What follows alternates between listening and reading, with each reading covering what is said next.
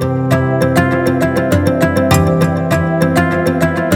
those of you who are joining for the first time today, ThirdPath Institute is a national nonprofit celebrating over 2 decades of showing people how to do work, family, and leadership differently, and why applying the science of work-life integration helps everyone work smarter.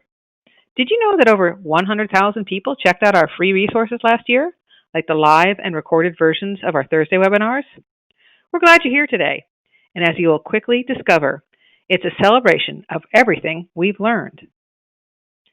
So all year long, we're talking about how to make it through this hopefully once-in-a-lifetime experience of combining work and family and the pandemic. And our goal all year long is to help you, our listeners, and ThirdPath community make it through it better. Maybe even learn a few things that you want to keep on doing once the pandemic's over. In particular, I'm excited about today's call. It's something I noticed early in the pandemic. We've been working with a lot of professionals who followed an integrated approach to work and family. And what I saw is the skills they learned before the pandemic happened has actually helped them design more sustainable solutions since the pandemic has happened. Of course, life is still complicated for them, but they've had a little bit more of a wide range of ideas and opportunities to think in new ways around how to make it all work. And we're going to have some of this available soon in a ThirdPath Leader Guide. Look for more information on Giving Tuesday. One of the stories that we love to share is from Elizabeth Hall. She is a ThirdPath board member and also the vice president at her organization for the employee experience. And, you know, in her pandemic situation, her home life includes her high school-age son and her mom, who there's actually an interesting story about how her mom moved across the country to live with Elizabeth even before the pandemic happened. You'll hear a little bit more about that in a second. So anyways, I'm super excited to have Elizabeth join us today. As we walk through her story, which I'll do in 1 second, you'll see that she's really learned a lot about remote work, reduced hour work, setting boundaries at work way before the pandemic happened. And that's why I think her organization has done so well, because they can tap all that expertise to make things work better. Before we go into your story in more detail, Elizabeth, any big thoughts you want to share or ideas before we jump into some more details about your story? Well, thank you very much for including me today, Jessica. And I've told you before, but I will reiterate, I am humbled to be included. I am just a mom who's kind of been bumbling along, but I have tried a lot of things, and I'm happy to share the things I've tried and how they worked out. Yeah, good. Well, you will see. And actually, a lot of the ThirdPath community is humble that way, but you guys are really incredible pioneers. You've done some great things that a lot of people are looking forward to learning from. So I kind of put your story into 3 chapters. One started 17 years ago, even before Spencer was born. Tell me what was happening 17 years ago and some changes that you made and why you made them. Well, at the time, my husband and I were living in Southern California, and we came to the conclusion that we didn't want to start a family in Southern California. So we took a year and did some research and visited a bunch of different cities and decided we wanted to relocate to Portland, Oregon. And my husband was successful in getting a job there. And kind of much to my surprise, I would say. And I thought, oh my gosh, now we really have to do this.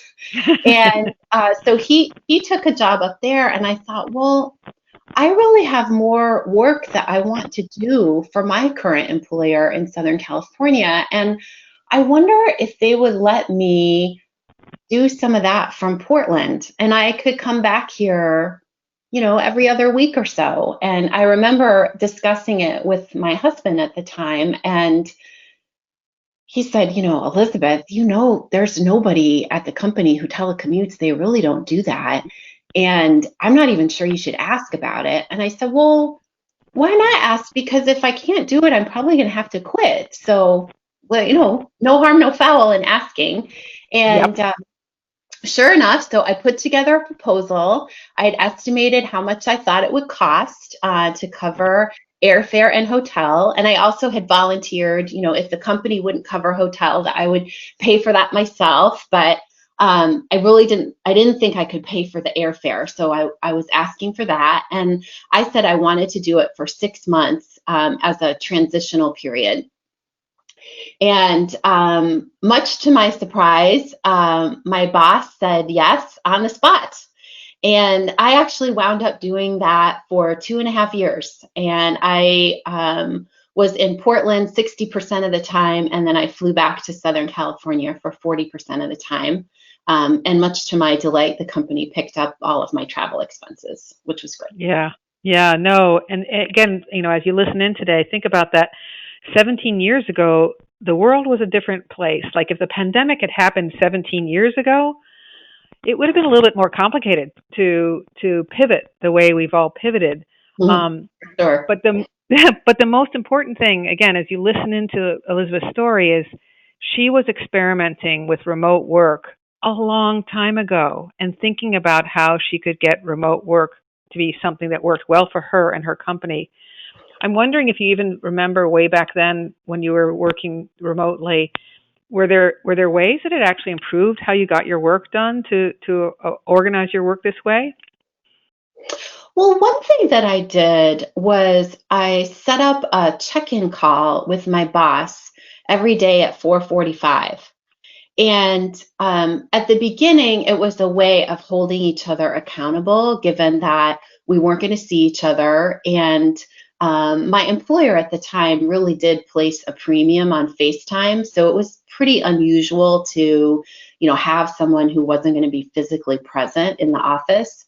And what that evolved into was really a lot of kind of strategy talk and mutual debriefing about our days. And I feel like it brought us closer that we had that daily check-in. That's so cool. Wonderful. Well, that's something we'll be talking about throughout the webinar as you listen in. Another theme to listen for is how I think what Elizabeth did was good for her, but also probably in many different ways improved how she got her work done. That's something we really see. We're referring to it as the science of work-life integration, and that when you really want to have time for something, work and something else, and you're supported to think that way, we often come up with even better ways to get our work done. So, along comes Spencer. Tell us about that moment in time. It was a number of unexpected bumps right there. Yes, yes. Well, babies bring lots of unexpected delights. And in this particular case, baby Spencer arrived right on time in Portland, which was wonderful. But about 6 weeks after baby Spencer arrived, my husband was laid off. And I had already resigned from my position in Southern California. And I think, Jessica, I was joking with you earlier that Alaska Airlines, towards the end of my commuting between Portland and Southern California, the Alaska Airlines team was not very excited to see an extremely pregnant lady get on their plane. So I had resigned.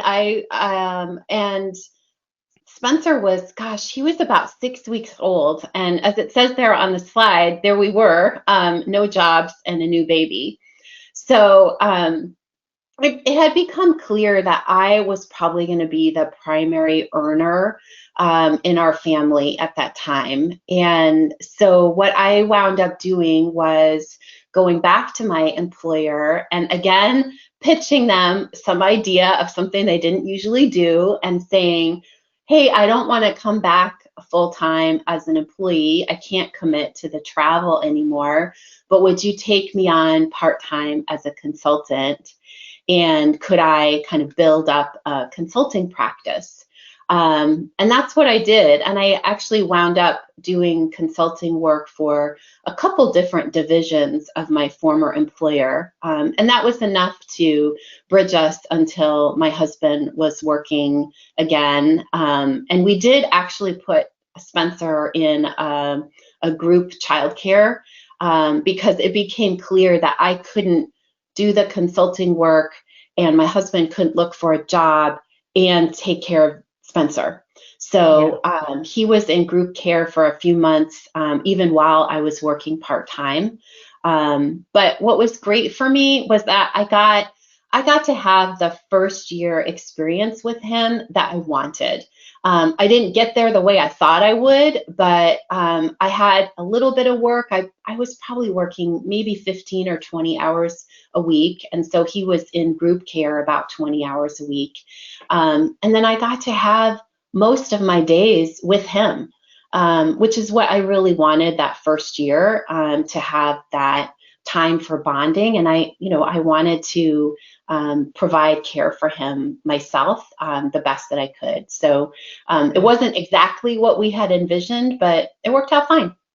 Yeah. No, in fact, my fantasy world that I hope doesn't, happen sooner than later is that helping parents have a kind of a transition time period where they go from some time off to part-time work to back to whatever it is that they want to get back to is really healthy for parents. So I think you were intuitively doing something that probably would make sense for a lot of people. I see that we have some people writing in some chats, which is great because at the end of today's webinar, we are going to have time for people to ask questions, share comments.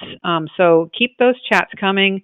Sergio is going to be looking for them, keeping track of them, and then we'll be asking the questions at the end of today's webinar. So, and that's only part of the live event. You can't get to ask these questions unless you're part of the live event. So, all right. So here you were, trying to keep your schedule to about 15 to 20 hours a week, having some childcare to help you make that all work.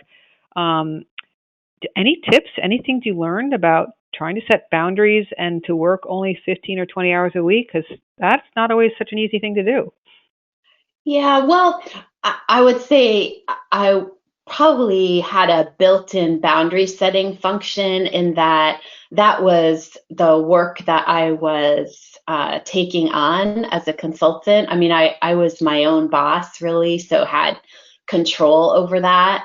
And I wanted to make sure, I had done the math of how much money I needed to be bringing in to cover household expenses and cover the cost of some additional childcare. So I took on the work to make sure that I hit the sort of family bottom line.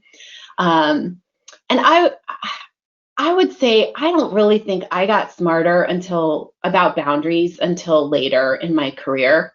Mm-hmm. I think when Spencer was little and I was a new parent, I think I had in my mind, okay, this is kind of the experience that I want to have with my child for his first year.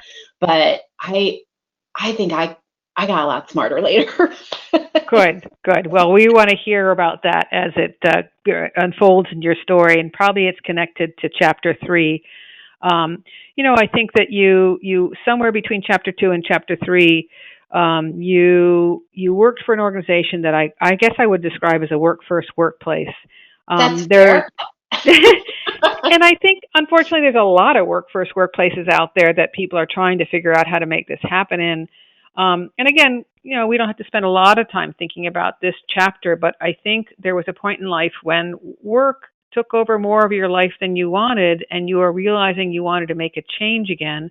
Can you tell our listeners a little bit about when did you know that you wanted to make a change? What were some steps you helped yourself make to make that change, including, I Yeah. think, an idea about trying to stop work early one afternoon a week or something like that. Tell me that part of the story. Yeah. So as our family life matured and changed, we found ourselves back in the Pacific Northwest. Now, where I am now, up in the Seattle area. And I was working for we'll just say a global company. And I also had a global job, which I'm sure some of our listeners have had global jobs. So fun, so enriching to be able to get work done with global colleagues. I love hearing about other people's lives and cultures, and it's just an amazing way to work collaboratively. On the downside, it's very demanding, and I would I remember there was a leadership team I was a part of that met at 5:30 in the morning. I had a mentee who was in India. I would talk with her at 10:30 at night. And that's a long day, especially when you're trying to fit in, being a parent, being a daughter, being a wife, being a friend. It was very challenging, and so I saw that I one thing that I was missing out on was, at least in our community, there was a very kind of mom-centered culture around the school. And even when my husband would go and pick up Spencer, he wouldn't get information about what was going on at the school. And I thought, okay, this is not going to work. And I don't think I'm going to single-handedly change the kind of dynamics that are happening at this school. So I talked to my boss about it, and I said, I want to leave work on Tuesdays, because that was a good day for me with my meetings. I'm going to leave work around 2:30. I want to pick up Spencer. And I said that the idea is not only that I'm picking him up and spending time with him in the afternoon, but that I am standing around with the other moms waiting for the kids to get out of school. Because I need the information flow that is happening in that time. So I know what's going on at the school. I know what's going on with the kids. And that was just something that was really important to me, to feel like I knew what was happening in the school community. Yep. Yeah. So my boss at the time, an amazing man with whom I am still very close, and he said, yeah, of course, kind of like, why are we even having this conversation? Do whatever you want. So I had told my team, on Tuesdays, I'm leaving at 2:30. I'll be offline until after dinner, and then I'll hop back online and I'll finish up whatever has transpired on the afternoon. And it mostly worked fine, but that was a boundary that I had a hard time enforcing just on my own, of walking out the door at 2:30 in a work first culture. That was pretty challenging. So I was very grateful. I had a colleague who would call me on it and say, it's 2:25 and we're on the phone. I hope this call's going to end and you're going to leave.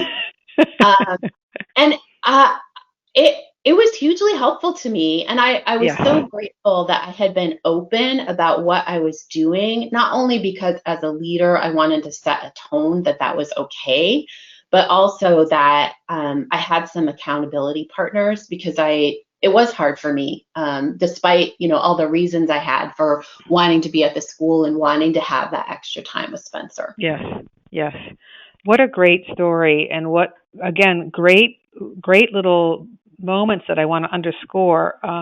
This concept of an accountability partners. Again, if you're listening in today, that is a really helpful idea. You're trying to make a change this year. You're trying to set up your life in a way that's more sustainable, and finding somebody who can be your gentle support in the background, helping you remember why you want to make the change and how it's going, is super, super good advice. There's something else that you said that it's the first time I heard you say it. I think it's important to underscore again. Your boss said, yes, of course. Why are we even having this conversation? So, go ahead and take that risk. Have that conversation. Ask for that thing that you need. Really, you've heard that Elizabeth's done this about 10 times so far in her career, and we haven't even finished her story. So there's a really important point of going ahead and getting the courage to ask for some change. Where do you think your courage comes from to ask for these things? I never asked you that question before, but I wonder if you have an answer. Oh, that's a deep question, Jessica. Well, I would be remiss if I didn't give credit to my parents, who, I think have some really well cultivated values on, raising an empowered little girl. So I think I was brought up with, you can ask for what you need, and that it's okay to do so. And honestly, it's also been self-reinforcing when I've asked for what I needed. more often than not, it's worked out well for me. And so that's encouraged me to keep asking. Yes, yes, So, yes. Good, both excellent on the spot answers. And if you Thanks. feel like you, if you feel like you didn't grow up with enough someone in your corner, again, there's a lot of resources out there to get someone in your corner. Actually, ThirdPath has this long list of wonderful integrated life advocates who are work-life coaches and can help you kind of think about next step towards change. So, change is possible. You can get support. And Elizabeth's story is hopefully showing you why it's good for her organization, which is what we're going to get to next. So here we are. The pandemic hit. Actually, because of what was happening in your son's school or around your son's school, the pandemic hit kind of quicker for you guys than many parts of the country. And Yeah. you were watching your son's school kind of handle this massive change of suddenly doing remote learning in a very thoughtful way of doing a test run before they actually did the whole change about. And you watched it and you took that story and you said, we should be thinking about this as an organization. And what did you do with that information? I did. So just to piece in the part of the story for our listeners, I wound up leaving my work first employer and moving to a regional company. Towards the end of my time at the global company, I was doing about 75% long haul travel, and just found that well, I cannot deny the glamour of the amazing places I got to go was not the kind of lifestyle that I wanted to have. And so I moved to a regional company in the healthcare industry, which is really aligned with my values, and has just been a fantastic experience for me, and really allowed me to grow as a professional as well. But in the midst of all that, here comes COVID. My son's school is actually located in Kirkland, Washington. Some of you might remember that was the place of the first outbreak at the Life Care Elder Care Center in Kirkland. And so his school, very bravely, I would say, saw into the future and saw what was coming and said, I think these kids need to go home. This seems like this is going to come our way. It's only got to go a mile to get to the school. So they sent all the kids home, and they took, that was on a Monday, and they said, we're going to take Tuesday, Wednesday, and Thursday, and we're going to have the teachers prepare an online curriculum. And then on Friday, we're going to do some test classes for the kids. We'll have everybody log back in. We're going to have them do 2 classes. I should point out this is a private school, so we are very privileged to be part of that school community and recognize that private schools can do a lot of things that public schools can't in terms of decision making and having autonomy. So I want to make that clear that this is a rarefied atmosphere. Right. And then they said, as long as the test goes well on Friday, on Monday, we're going to move to a completely online curriculum. And that was the last week of February and heading into the first week of March. So I was watching all this, just as a parent, and we started having some conversations at my employer about, we are a healthcare insurer, and we happen to have a couple of advantages. One is we have a plan in case of a pandemic, because for every healthcare insurer, that is a incredibly complex situation.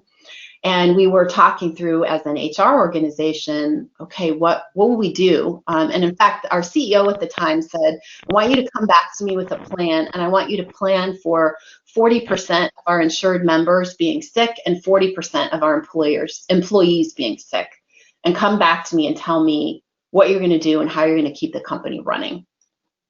So we were having that kind of really dire worst case scenario, and I'm so relieved to say we have gotten nowhere near that 40% mark, either for our employees or our members and the communities we serve. But I said to our planning group, let's have a test day. we're talking about Yes. getting everybody home. Let's have a day where we practice. And so we did. We sent our entire workforce home, just as my son's school had done, which is exactly where I got the idea. I give them Yep. full credit. And we told people on a Wednesday and said, okay, tomorrow we're going to want you to take all your stuff. And then Friday, we're going to work from home. And our amazing IT department said, we will do hourly updates and we'll let you know how this is going, whether all of our systems have the capacity to handle a workforce that is 100% at home. And it worked great. And so it was 10 days later, we sent everybody home. And we've been Yeah. operating since early March with our workforce 99% from home. Wow. Wow. And again, there's so many more parts of the story I want to get to. And I'm looking at the clock, so I'm just going to underscore one last point, and I'll tell you what we'll get to more towards the end of the call, assuming we have time. But as you can see at the bottom of the screen, this is a direct quote from Elizabeth. The skills you hone at work help you be successful at home, and the skills you hone at home help you be successful at work. The truth is, we're one and the same person. And so that's part of the science of work-life integration. We can really, when we bring our whole selves to both work and home, we can learn and become better in both areas of life. One of the things we'll circle back to a little later in the webinar, if we have time, is that, Elizabeth has done a lot with her organization to help them around wellness.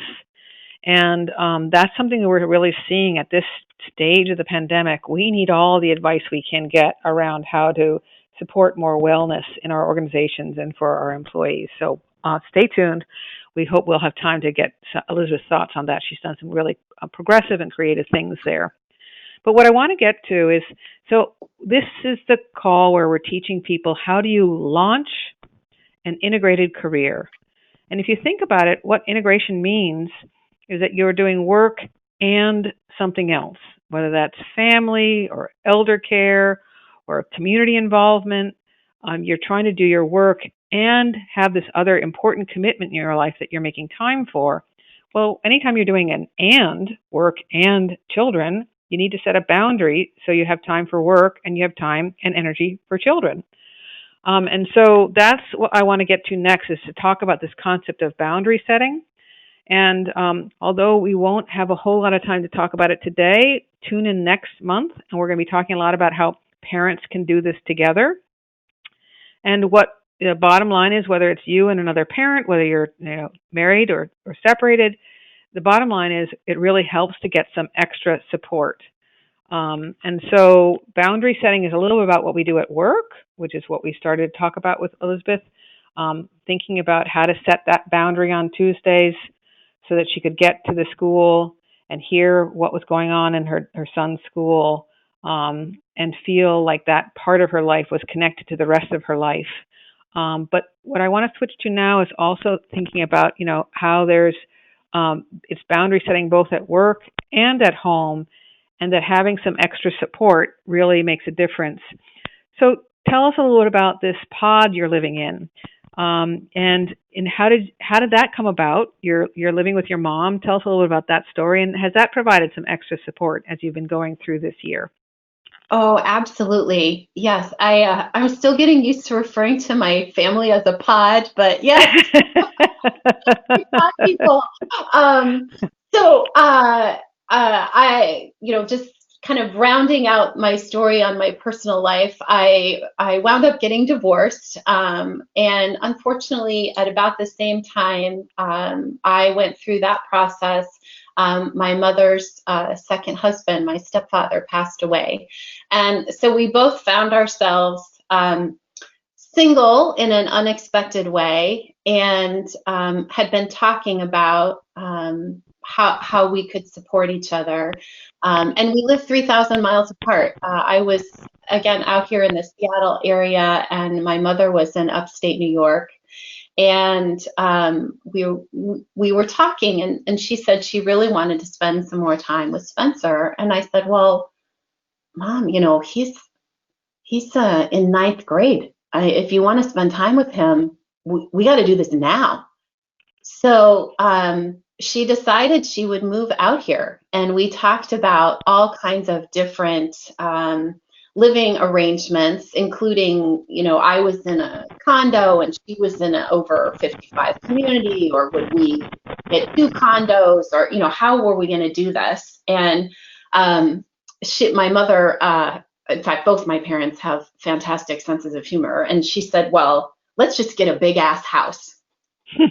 And she was all ready to buy something and ready to jump in. And I said, well, my experience is if you're going to do something really new in your life, that it's good to practice. And I said, why don't we rent someplace? So that is what I did. Spencer and I did some rental house shopping, and we found something that is large and has accommodated all of us. And again, we recognize that we're very privileged that we're in the economic position that we could do something like that. But we pooled our resources, and we had estimated what we would each spend on rent. And it has just worked out beautifully. And certainly before Spencer was driving, my mom was a huge help to me when I had business travel and could pick him up and get dinner started. It's worked out great. And now in this very unusual time, it's wonderful to have the company. And we've had some pretty fierce card games going. And I think my mom and I have discovered all kinds of things on Netflix we enjoy together. And I think we're both really grateful for the time together, even though it's been served up to us in a unfortunate way. Yes, yes. Well, and again, listeners, you hear her doing it already where I want to go next, which is, to make it through this pandemic, we need to find time to recharge. And that's one reason why extra support is also really helpful in this situation because, some families are really stretched thin. And by kind of figuring out how you can bring in some extra support, it gives us some time to get that recharge, whether it's playing cards, watching Netflix. I know you're someone who's also been good about getting out in nature and taking walks. So, all of this kind of built-in support helps us find that recharge time that we really will need as we get through the pandemic. So thank you for sharing so much of your story. What I want to talk about next is, again, some practical stuff that our listeners can learn from. We talk about boundaries. And in particular, we say to people, look for a triple win solution.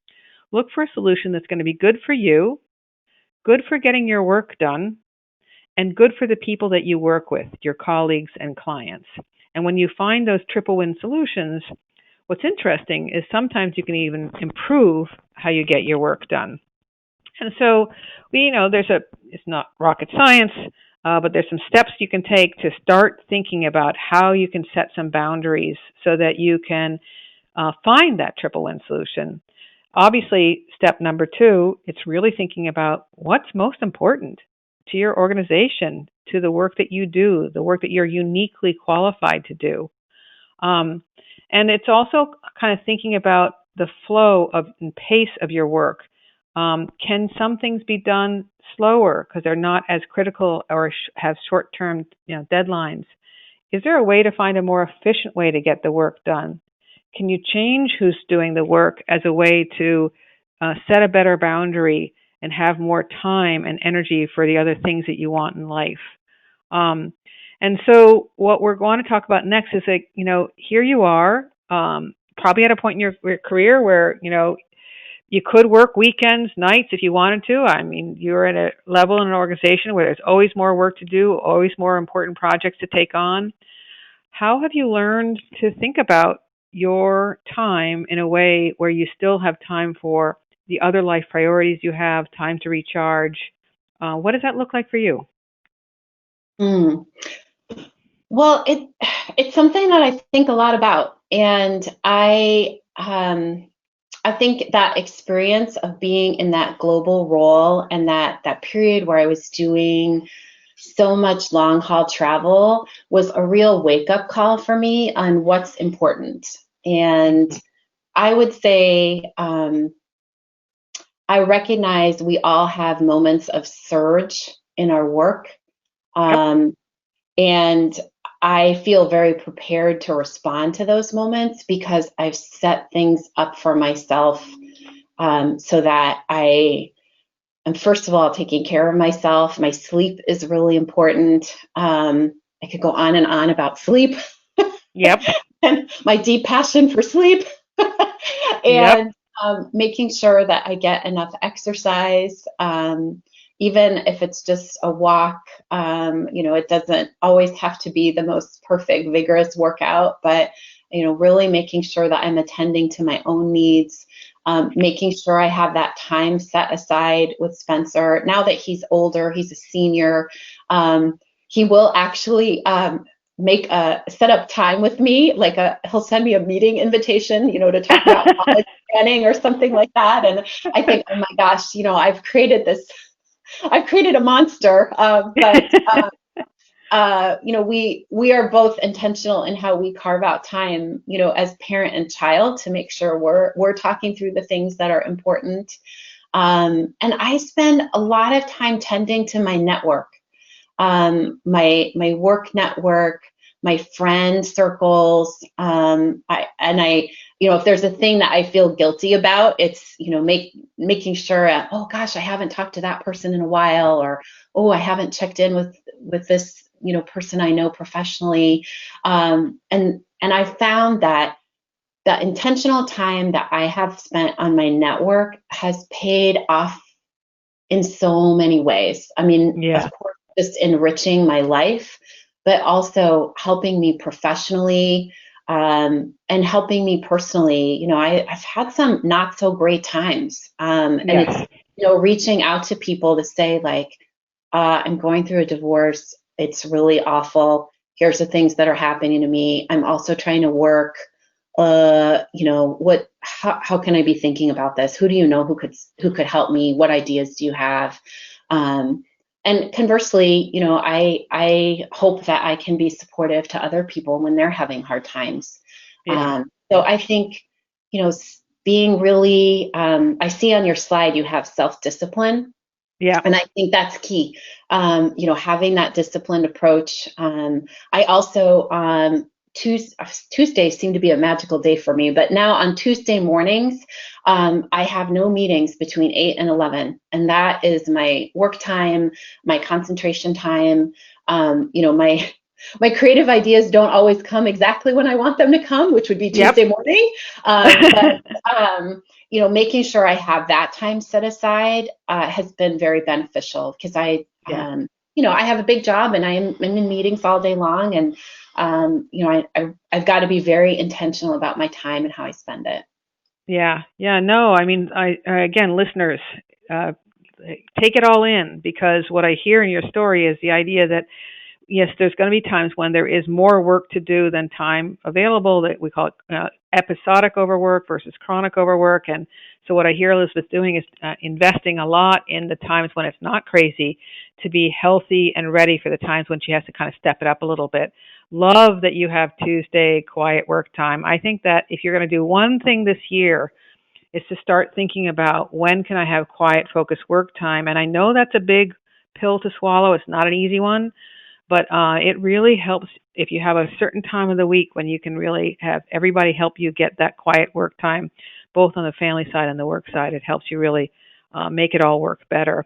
I am going to zip along a little bit and let you guys know that, today we're focusing a lot on the work side and the workplace side, and looking for this idea of a triple win solution.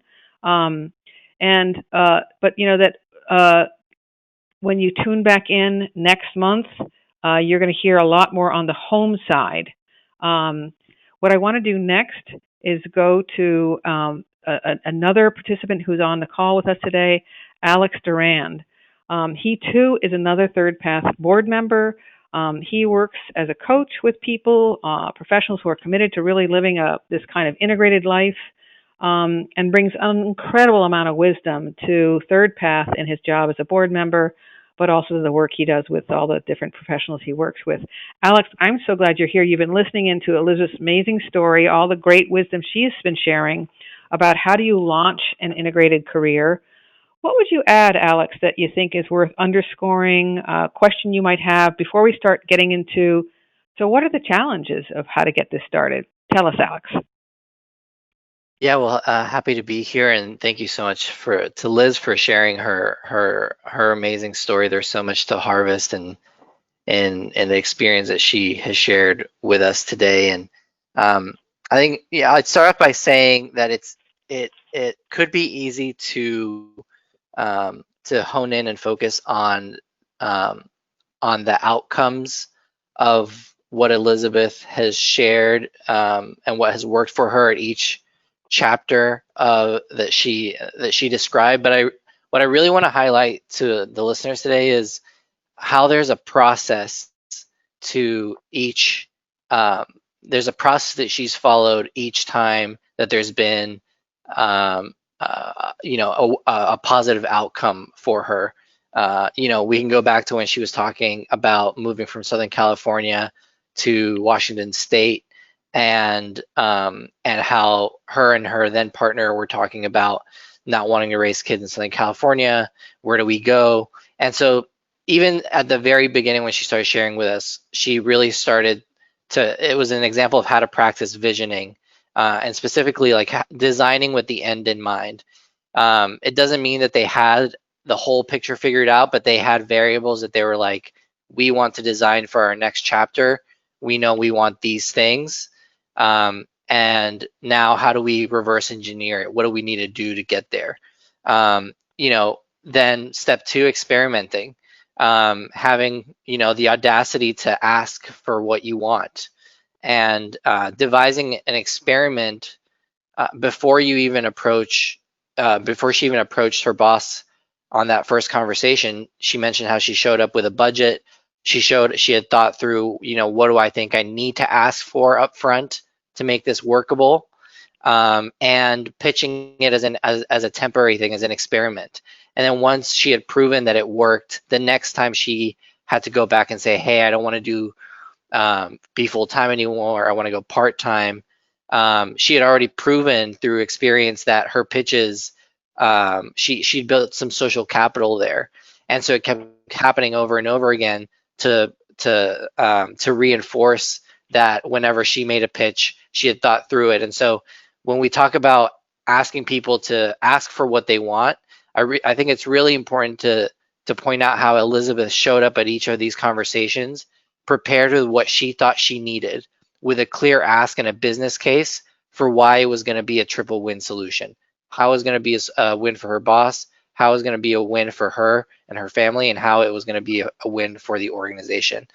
And then third, I just want to point out agility. Not like she mentioned, not everything works out exactly like you want it to, and that is not a reflection of us as people. It's just a reflection of life, and how she addressed dilemmas often, right? A lot of times we talk about these work-life integration issues as problems that have solutions, and that's a false dichotomy, because we're really dealing with dilemmas that have no solutions. Dilemmas, unlike problems, those you only manage. And so what I hear in Elizabeth's story is her uh, honing her process as she has increased in complexity and gone through life, and her outcomes are byproducts of having a great process. And so I just want to really leave the leaders thinking about, like, if you listen to Elizabeth's story and say like, wow, I never thought about just doing a test day, or if you're on the other side and you're like, this seems really overwhelming, I don't know where to start. These are all muscles. Like Mm. visioning, experimenting, Mhm. being good, quick on your feet. Those are muscles that you build with experience over time, the way you do anything else. And so Mhm. finding the smallest way to test these principles, whether it's, asking your partner for something you've been thinking about for a long time, or having a conversation with a friend because you've been putting on the back burner, but you really want to say something.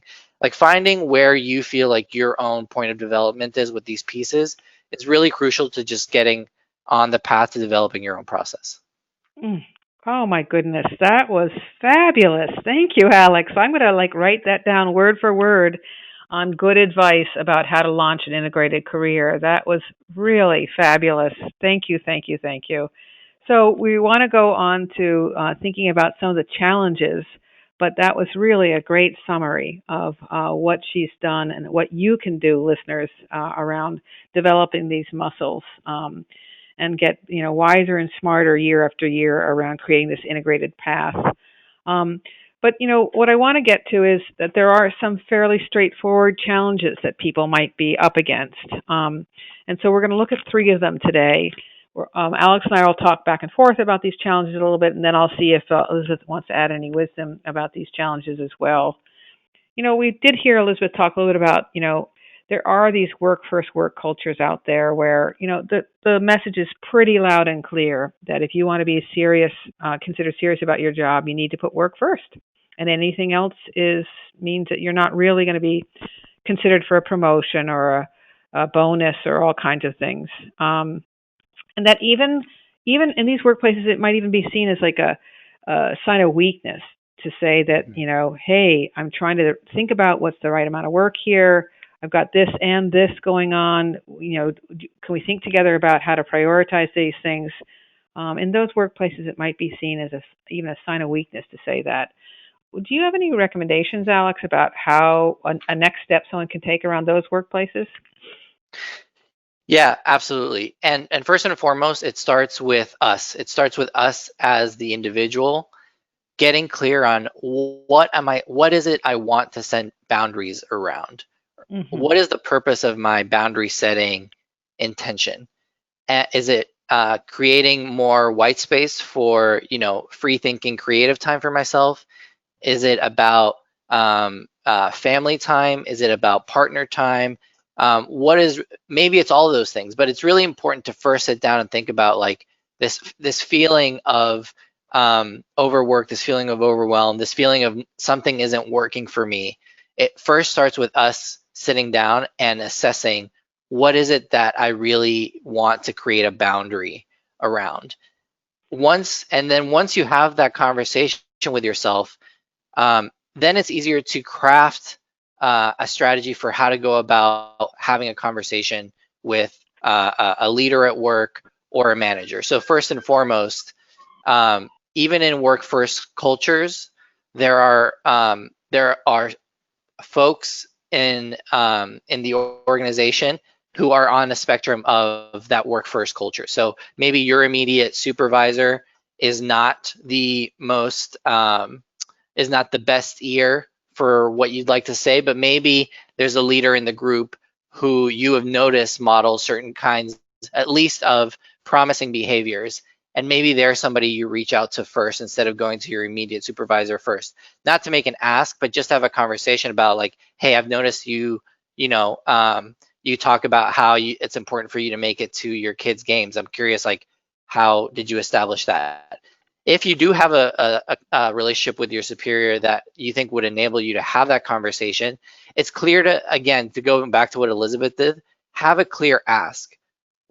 It's not enough to show up and say like, I need to set boundaries. You need to know what you're setting boundaries for and what are you asking for? Are you asking to do most of your work 4 days a week and have one day where you have a lot of flex? Are you asking for having to finish a day early on Mondays and Wednesdays because you have therapy on Mondays, on Wednesdays you have something else? So first, you need to know what you're setting boundaries around so that you can craft an experiment to pitch, and then you need to assess how to pitch that experiment and to whom. That increases your likelihood of being successful, even if it doesn't guarantee a successful pitch. Yeah. And again, all of this within the context of thinking about that ask where it's, you're looking for that answer you're not asking to work poorly, you're just asking to work differently in a way that's good for you, good for your work, good for the people you work with. Again, there's so much more we could be talking about at each of these points. Maybe we'll combine the next two just to keep one eye on the clock. Sometimes it's more on the personal level that you're struggling with making an ask like this. For example, I've learned over the years that if you're the one who's the primary earner in your family, and you're going to be the first to ask for a change like this at your workplace, it might feel awfully risky to make a change like this. Have you learned anything that helps families feel like they can overcome the worries or the risk that is out there around this as a family system, to think differently around this? Any tips there, Alex, that you'd like to add? The first thing I find with clients who want to have more boundary setting conversations at work is that they, generally speaking, have not had boundary setting conversations at home. Right. And it's one thing for an individual in a family system or in a relationship to want to have these conversations at work, but often where a lot of the practice can happen and doesn't happen is with our partners or with our family systems themselves. And so one of the places, before you even really get to having these conversations with a supervisor or leader, or the organization itself, you know whoever is impacted by the potential consequences of this design that you're thinking about exploring or experimenting with, having a really clear and honest conversation with all cards on the table about, like, what does it mean, like what are we going for here, what are the options available if this doesn't go our way, how do we pitch it in a way so that at least we can keep status quo if they say no. Like having creating the spaces within your own partner and family systems to feel psychologically safe enough to have these conversations is really beneficial to the long term, to the long term viability of work life integration. And I there are times when you find out that a specific family member doesn't feel safe for any number of reasons to have those conversations within their own family system. And I think that awareness is also really important to have, because not all family systems are work the same way, and the dynamics are complex. And so having a clear vision of your own family system and how to navigate that can be filled with just as many landmines as the way that you have those conversations at work. But again, it starts by being self-aware about what your systems look like and where you feel like you have windows, and who the best people are within your system to be a support for the kind of life that you want to design for yourself and the people who join you on that journey. Yeah, it's something we teach a lot about at ThirdPath, is that there are a number of people who've gone out and asked for some change, and it's worked really well for them. And if you're at all worried, a great place to start is with your partnership at home. Certainly with me and Jeff, I feel like, now 30 years into kind of following this integrated approach, we've, hit a lot of different snags. And the more we're feeling like we're on the same page, we're rowing in the same direction, the more we can handle whatever gets thrown us, the yes, no, the not now, and coming up with a new plan to make it all work. So again, keeping one eye on the clock. It's amazing how quickly time flies. I think the biggest message I heard when I was talking to Elizabeth as we prepared for this call was that, you don't have to have all the answers right from the start.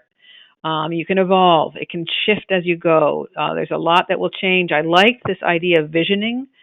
She clearly had a vision early on about what she wanted, and then she kept on trying to do some of those experiments that Alex talked about, and pivoting with some agility as things kept on shifting. You can do this too, and you can start it now. If you even before kids, you can start it later in your career. You might not even want to have kids, but you probably will have other family or care responsibilities. There's lots of reasons why you can launch this integrated career. So where I wanted to get to before we run out of time, see if there's any questions out there for us, was that one of the big ideas this year for our webinars is that this could be the year where we really actually go ahead and make some change. Everything got turned upside down. Go ahead and search that amazing poem by Leslie Dwight. It will inspire you. This could be the year where we really make change. So I wanted to go back to Elizabeth and ask her, is there something you've learned this year that you really feel like, wow, I want to hold on to, even when the pandemic's over. And Alex, if we have time, I'll ask you the same question.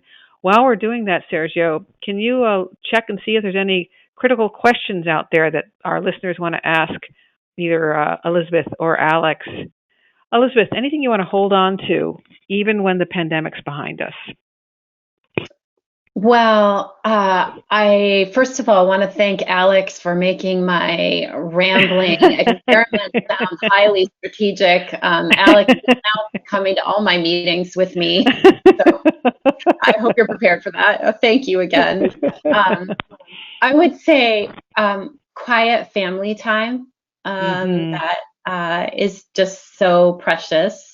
I want to hold on to that. And I would also say, professionally, my team and I have learned we can work faster than we ever thought possible.